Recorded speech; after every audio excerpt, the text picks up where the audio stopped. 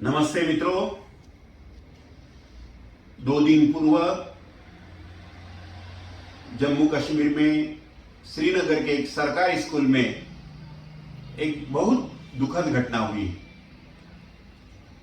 उस सरकारी स्कूल में आतंकवादियों ने हमला बोल दिया और वहां की प्रधानाचार्य श्रीमती सतिंदर कौर और एक अध्यापक श्रीमान दीपक चांद, इन दोनों को गोलियों से भून दिया गया।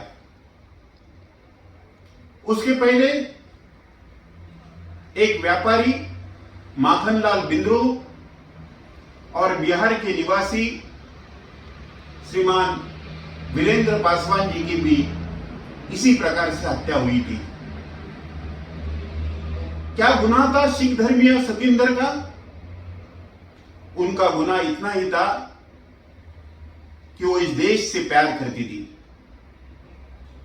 उसके हृदय में भारत माता की जय का हुंकार गूंज रहा था और उसने 15 अगस्त के दिन इस देश के स्वातंत्र्य दिवस को मनाने के लिए अपने स्कूल के बच्चों को अपने राष्ट्रध्वज के प्रति सम्मान की भावना जगाने का प्रयास किया था।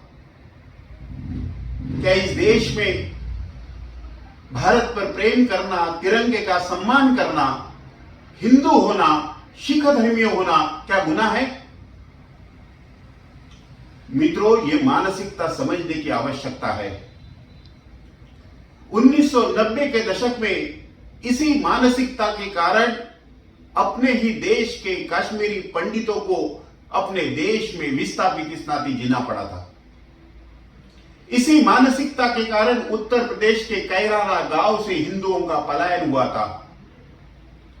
इसी मानसिकता के कारण हमारी अनेक लड़कियां लव जिहाद का शिकार हो रही है। इसी मानसिकता के कारण उत्तर प्रदेश में धर्म परिवर्तन का जो रैकेट पकड़ा गया, उस रैकेट के तार देश के अनेक राज्यों में मिल रहे हैं और उसी रैकेट में पकड़े गए एक आईएएस ऑफिसर ने यहां तक कहा है, हम जो मजहब की बात करते हैं वो हमारे मजहबी किताब में लिखी हुई बातें हैं, हम और कुछ नहीं कह रहे। क्या ये सारी बातें उसी किताब के कारण लोगों के दिमाग में जो जिहादी आतंक घुसाया जा रहा है, क्या उस किताब के कारण हो रहा है? हम सबको ये सोचने की आवश्यकता है। मित्रों 1947 में हमें आजादी मिली, हमारा देश स्वतंत्र हुआ और इस वर्ष आजादी का अमृत महोत्सव हम मना रहे।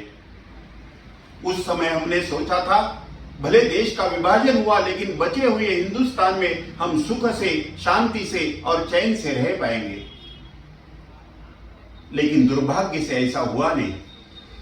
1947 के बाद जो तुष्टीकरण की नीति यहां के राजनेताओं ने इस देश में अपनाई, उस तुष्टीकरण की नीति के कारण इस देश में गैर इस्लामी इस नाते रहना बड़ा मुश्किल होते जा रहा है। इस देश में हिंदू होना गुनाह हो गया है। इस देश में सिख धर्मी होना गुनाह हो गया है और इसलिए हम सबको इस मानसिकता को परख कर, समझ कर हमको आगे चलकर एक रणनीति बनाने की आवश्यकता है। अभी अभी पंजाब के जो मुख्यमंत्री रह चुके अमरिंदर सिंह, उन्होंने एक बयान में कहा था जैसे सीमा पर आतंकवादी खड़े हैं, देश में घुसने की कोशिश कर रहे हैं, वैसे अपने देश में भी कुछ देश को हानि पहुंचाने वाले गद्दार भी है और इनसे हमको सावधान रहने की आवश्यकता है। मित्रों, एक तरफ आतंकवादी है और दूसरी तरफ इस देश को तोड़ने वाले टुकड़े टुकड़े गैंग के मेंबर भी है और इसलिए इस मानसिकता को हमको समझकर इस पर आघात करने की आवश्यकता है। उस आघात का एकमात्र उत्तर हो सकता है कि संगठन इस नाते हम खड़े रहे। सभी देशवासी, देशभक्त, सज्जन शक्ति अगर एकत्र हो जाएगी तो इस आतंकी मानसिकता पर, जिहादी मानसिकता पर हम आघात कर सकते हैं, इसको परास्त कर सकते हैं। मुझे ऐसा लगता है इस नवरात्रि के दरमियान हमारी एक बहन, हमारी एक दुर्गा शहीद हुई है, उस दुर्गा का त्याग जो है, समर्पण है, बलिदान जो है, वो व्यर्थ नहीं जाना चाहिए। और इसलिए सभी देशभक्तों को, सभी समाज भक्तों को, सभी सज्जन शक्ति को एकत्र आकर संगठन रूपी सुदर्शन चक्र को थामने की आवश्यकता है, सुदर्शन चक्र हाथ में लेने की आवश्यकता है।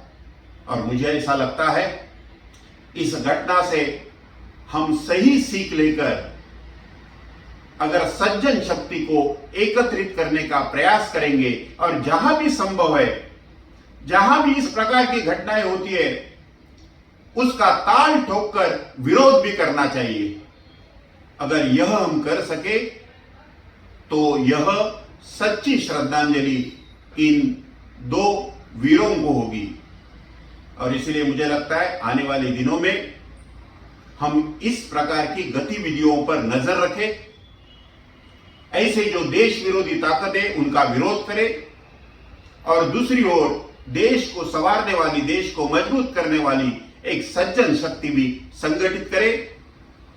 आपको अगर मेरा ये वीडियो पसंद आया, आप मुझसे अगर सहमत है तो इसे लाइक करिए, शेयर करिए, सब्सक्राइब करिए, अधिक लोगों तक पहुंचाइए। बहुत बहुत धन्यवाद। भारत माता की जय। वंदे मातरम।